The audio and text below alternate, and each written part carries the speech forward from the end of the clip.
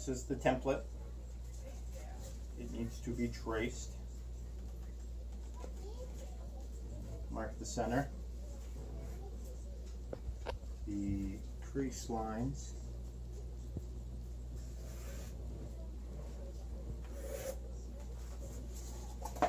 Turn it over.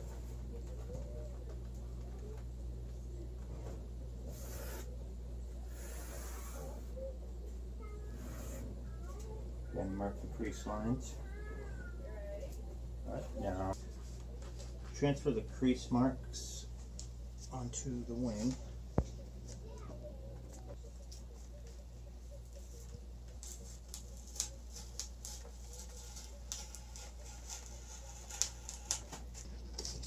And need 2 of these. From the first wing panel, get a new sheet of foam and trace it out. A new blade makes this much easier. 9 inches from the tip is the center rib. Put a mark there. Taping the wing.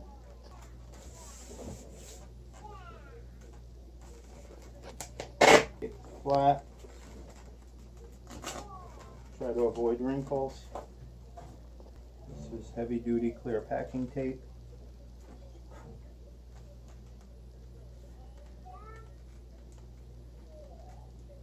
You don't need to go right to the trailing edge because it will get covered when you finish the wing after you fold it, but you need to be close. I like to start at the trailing edge and work towards the middle on both sides. Good. The wing is entirely covered with packing tape and a line of duct tape. I'm using a piece of scrap foam.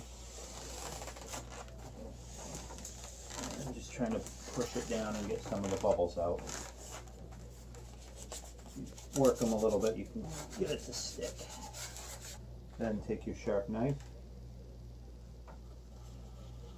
and just cut around the ends. The tape is overlapped.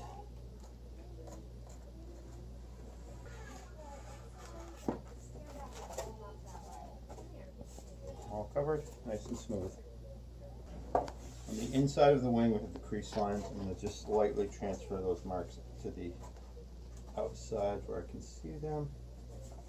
I don't think you'll be able to see it in the video, it's just a light reference mark. This is the creasing.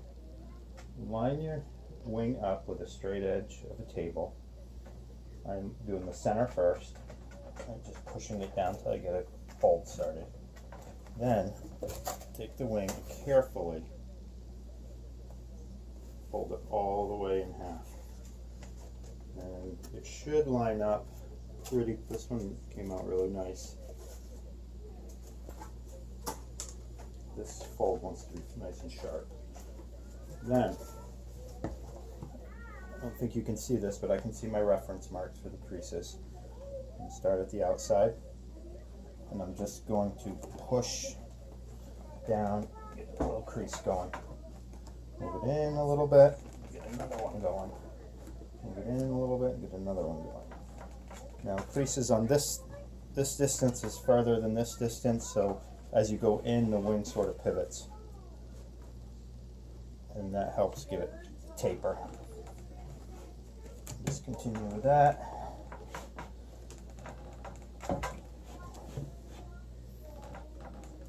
Turn it over. And do the same thing. A lot of creases in the middle because it's a sharp bend. We want this to end up as smooth as possible. So, I don't know if you can see that or not, but it's creased up on the inside. If you fold it in half, get a nice airfoil shape. This is the airfoil PDF. The way I do this is I just hold it down and then take a pencil and I just go around the airfoils, and I'm pushing hard enough that I'm denting the foam board but not tearing the paper. Oops. except for there. Once you've gone around all three, I don't know if you can see those dents or not, and then I come back with my pencil on the foam board and just trace out the dents. When you cut these out, you want to keep your blade fairly straight, not tipped at an angle. And again, sort of cut to the inside of this so they come out a little bit smaller than your mark. Smaller is better on these. Makes your wing thinner.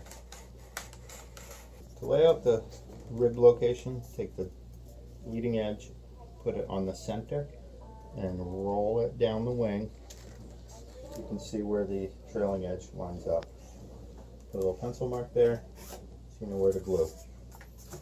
The center rib, the same way. Make sure the angle is the same so that this line and the rib are parallel. Start at the center, put the leading edge on the center, and just roll it down. Mark the end. And I don't know if you can see this or not, but if you look down here, this wing starts to curve up. You can put a mark about right there. This part of the rib is not actually touching the wing panel, so we only want to glue from here to the trailing edge on the first go around with the glue.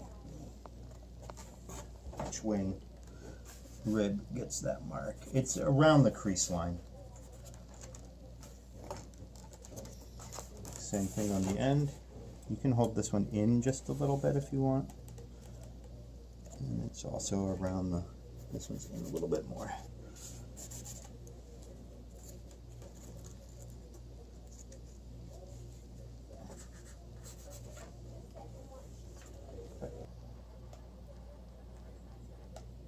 Just apply the glue up to your marks. You can get the straight part of the wing rib glued down.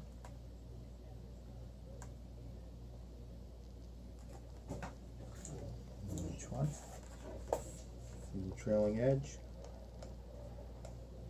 to your mark.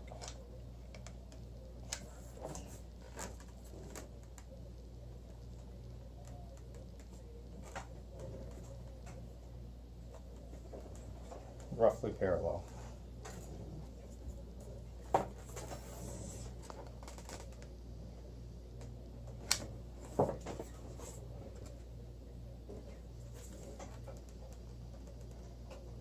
Let this glue dry up for a minute and get hard before you go on to the next step. Everything's firmed up. Now you want to test this. Usually there's a problem here. This one you usually have to push in a little bit to get it to stay. Go roll it up so your ends match, push that in. Doesn't matter if it crinkles a little bit. See if everything goes together. And that fits pretty good. To glue these, what you need to do is squirt some glue under this part of the rib on each one. Right up to the center line. And then across the top of the ribs. Right to the front.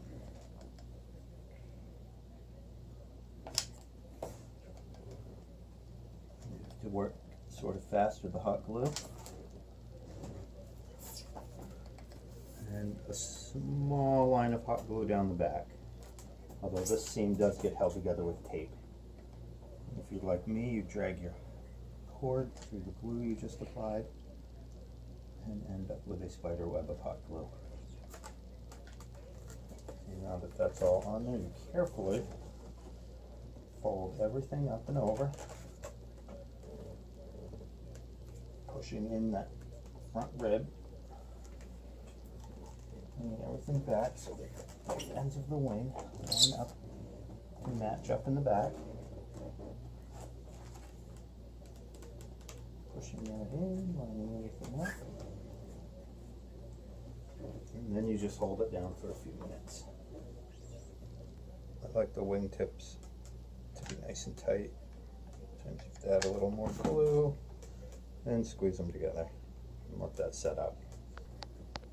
So there's the wing panel. Of course, you need two of these. The thing you're going to need to do is true this up a little bit, which is basically just cutting off whatever's sticking out. Again, it doesn't need to be super perfect because the whole thing gets taped together on a nice straight edge. Any blobs of glue sticking out get trimmed off. Here's the wing fully assembled. I have not cut the hatch yet, which is what I'm going to do now. Basically make the two hatches of the wing, line them up, a little bit of hot glue just to sort of stick them together, and then some tape top and bottom. This is a 3D printed motor mount. The reason the motor's on here is because I like to have a prop on there when I put it on, so I can turn the prop 90 degrees and see if it's tipped one way or the other. It helps me get the motor mount straight. Cut the hatch. The battery ends up about right here for center of gravity. I'm going to mark a little bit, maybe a 1/4 inch wider than the battery, longer than the battery on each side. I'm going to come way down here and I'm also going to mark it. And we're going to cut a big hatch and then glue part of it back on. So now I have my two edges all the way back, or set the hatch out, and that should give us enough room to stuff everything in there, the receiver and the VTX and the ESC. Okay. This is a microcam that has a voltage OSD built in, and I'm going to mark out about what I need to cut out to fit this guy in.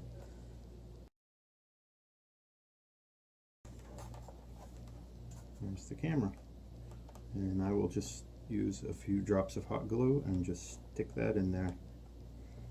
Okay. This is the center hatch. Carefully trying to peel it off of that center rib.